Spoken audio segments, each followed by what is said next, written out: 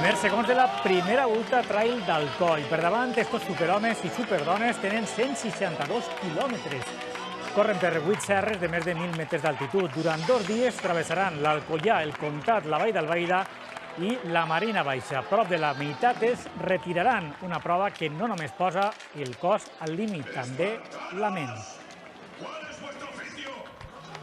En aquests moments els corredors porten 7 hores corrent. És el moment en què els primers participants entren a la població de Penàguila, a l'Alcoià, un esforç titànic que no pot participar qualsevol.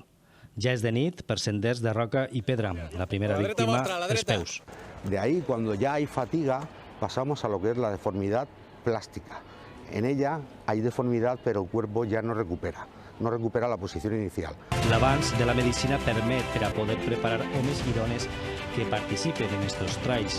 Però no només s'ha d'ajustar el cos, la ment és la que ha de saber distingir entre el cansament lògic i la veu d'alarma. Entendre que el cervell, que també necessita d'aquest material energètic, puga desenvolupar mecanismes ante la fatiga i això que és molt difícil d'explicar. Fins i tot asseguren patir al·lucinacions. La primera carrera que vas fer d'esta categoria, sí.